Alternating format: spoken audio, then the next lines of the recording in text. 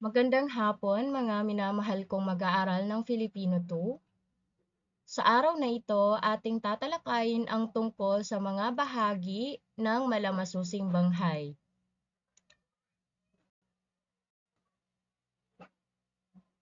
Okay, so bago yan, ang banghay aralin ay mayroon tayong dalawang uri, ang malamasusing banghay at masusing banghay. Pag sinabi nating malamasusing banghay, ito ay semi-detailed lesson plan. Kapag sinabi nating masusing banghay, ito ay detailed lesson plan. Okay? Pag sinabi nating malamasusing banghay, ano lamang ito, maikli lamang ito na banghay aralin. Hindi kagaya ng masusing banghay aralin, kailangan mo pang isulat kung ano ang inaasahan mong maging tugon ng iyong mag-aaral. Okay, so mga bahagi ng malamasusing banghay, inihanda ni Sarah Salik Andy, LPT. Okay, so simulan na natin. Malamasusing banghay aralin sa panimulang linguistika.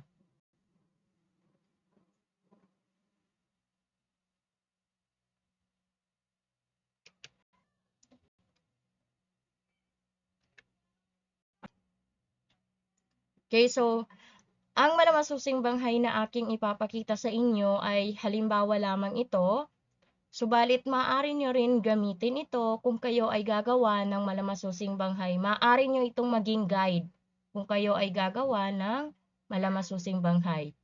So, ang unang bahagi ng malamasusing banghay ay una, layunin. Dito sa layunin, dapat hindi bababa sa 3 ang inyong layunin. Maaari siyang maging 3 hanggang 4 o higit pa, subalit hindi siya dapat bababa sa 3. Especially kung kayo ay baguhan pa lang sa pagtuturo. Okay. So, tingnan ninyo ang nilalaman ng layunin. Kung kayo ay gagawa ng layunin, ito tingnan ninyo. Pagkatapos ng 40 minuto, ang mga mag-aaral ay inaasahang, letter A, magagamit ang kanilang pangkaisipan. Yan, dapat sa unang layunin ninyo, magagamit dapat ang kaisipan ng mga estudyante. Pangalawa, magagamit nila ang kanilang damdamin. At ang pangatlo, pangganap. So, in short, excuse lang. Okay, so in short, kung gagawa kayo ng layunin, gumamit kayo ng 3 domain. Ito na yung sinasabi nating pangkaisipan, pangdamdamin, at pangganap. Okay, next. Ang susunod na bahagi ng malamasusing banghay ay paksang aralin. Sa paksang aralin, binubuo ito ng paksa, kung ano ang paksang tatalakayin ninyo. Sanggunian, anong libro ang ginamit, anong pahina, so makikita natin siya sanggunian. May akda, sino ang sumulat ng librong inyong ginamit o reference na ginamit ninyo. Sinong sumulat, sino ang may akda. Letter D, kagamitang pampagtuturo. So ano yung mga ginamit mo sa pagtuturo mo? Dapat isulat mo yon o ilagay dito sa kagamitang pampagtuturo. Halimbawa, chalk, visual aid, PowerPoint, yan. Ang pangatlong bahagi ng malamasusing banghay ay pamamaraan. So sa pamamaraan, binubuo ito ng letter A, panimulang gawain.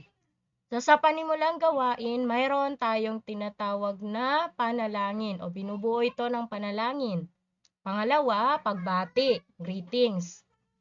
So sa pangatlo, maaari kayong mag-insert dyan ng pampasiglang gawain o energizer. Since kayo ay nagtuturo o magtuturo, inshallah, ng elementary, so dapat lamang na magbigay kayo ng pampasiglang gawain o energizer. Yung mga exercise, yun. So, sunod ay ang pagsasaayos ng silid-aralan. So, kung magulo ang bangko, kung may mga kalat man, so yun yung time para ipapulot sa mga mag-aaral kung ano ang kailangan nilang pulutin, kung ano ang kailangan nilang ayusin o i-arrange. Okay. Sunod ay pagtala ng mga liban o lumiban. Ibig sabihin kung sino yung absent at sino ang present. Yan, magche-check kayo ng attendance. Susunod dyan, pagbabalik-aral. Ang pagbabalik-aral kung ang paksa ay may kaugnay sa paksang tatalakayin. Okay, so tandaan ang pagbabalik-aral din ay kailangan daw kaugnay ito sa paksang inyong tatalakayin. Okay? Kasi sa pagbibigay ng paksang pagbibigay ng tawag saan ng assignment, pagbibigay ng assignment o takdang aralin, dapat konektado siya sa paksang inyong tinalakay o tatalakayin pa lang. Kung kaya't sa pagbabalik-aral, ang paksa ay dapat kaugnay sa paksang inyong tatalakayin. Okay? So, sunod ay pagpapangkat. Dito naman sa pagpapangkat, kung may nakaatas na gawain na bahagi ng pagganyak, kung wala naman ay maaari itong ilagay sa paglalahad. Okay, letter B, pagganyak. Ayan. Yung pagganyak ninyo, class, dapat sa pagganyak ninyo ay konektado pa rin siya sa paksang inyong tatalakayin. Pagkatapos ng pagganyak, ito na ay paglalahad. Letter C, paglalahad na.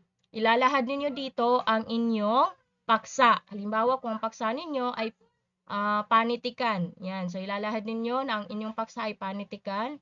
Tapos, babasahin ninyo kung ano yung layunin ninyo. Yun na yung layunin sa itaas, yung tatlong domain. So, yun na. Pagkatapos, ilahad ninyo ang mga talasalitaan na mga unfamiliar words sa mga estudyante para mas mapalawak ang kanilang kaalaman at magkaroon na rin sila ng tawag siyan, ng kaalaman doon sa mga salitang hindi nila alam. Okay, sunod. Letter D, ayan, pagtatalakay na. Dito sa pagtatalakay, sabi ko nga sa inyo, dahil nailahad nyo na kung ano yung paksa ninyo, halimbawa panitikan, lahat ng kabilang sa panitikan na paksa ninyo, dapat kasali rin dito sa pagtatalakay ninyo. Kagaya nito, panitikan. Ano ba ang uri ng panitikan? Mayroon tayong katang-isip at hindi katang-isip, o non-fiction at fiction. Yan. So, ito ay halimbawa lamang ng mga talakayan na maaari ninyong gamitin o mga paksa na maaari ninyong gamitin. Hindi ko na ipapaliwanag pa. Basta kapag ang paksa ninyo ay panitikan, dapat kung ano ay kabilang sa paksa na yon, dapat tali rin siya sa pagsulat ninyo ng pagtatalakay. Ayan, mga akdang tuluyan, mga akdang patula. Okay, so letter E na tayo. Sa letter E, dito na yung pagpapahalaga. Sa pagpapahalaga, kung ano yung kahalagahan ng paksang inyong tinalakay. Okay? Sunod na dyan ay ang paglalapat. Sa paglalapat, ito na yung sa English application.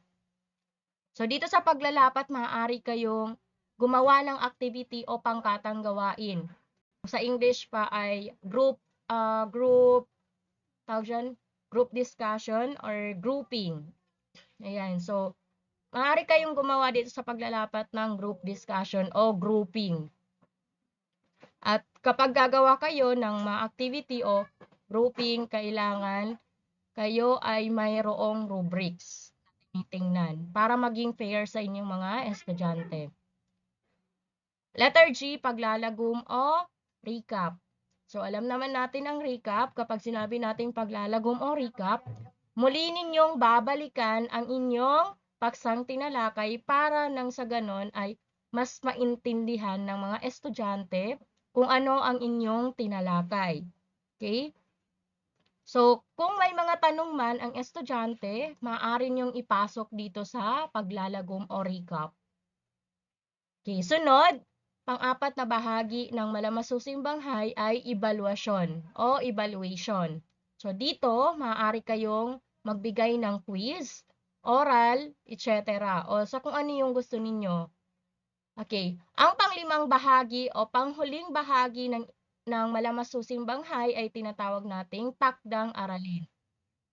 Ang takdang aralin ay dapat kaugnay pa rin ito sa paksang inyong tinalakay o maaaring advanced na ito sa paksang inyong tatalakayin sa mga susunod na klase.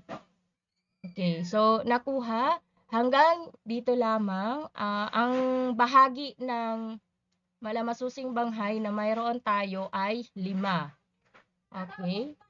5 ang bahagi ng malamasusing banghay na ating tinalakay. So, kailangan matandaan ninyo ito dahil isasali ko ito sa inyong examination sa darating na midterm na pagsusulit. Okay, so ano nga ang unang bahagi ng ating malamasusing banghay? Okay, so ulitin natin na ang malamasusing banghay ay mayroon itong 5 bahagi. Ang una ay ang layunin, paksang aralin, pamamaraan, ebalwasyon at takdang aralin. So tandaan ang bawat bahagi na yan at kung ano ang nilalaman ng bawat bahagi ng malamasusing banghay sapagkat yan ay isasali ko again sa inyong darating na pagsusulit sa midterm examination. So hanggang dito na lang. Maraming salamat at naway may naunawaan kayo, may naintindihan at naway magagamit nyo ito sa inyong pagde-demo, inshallah. So again, hanggang dito na lang. Maraming salamat.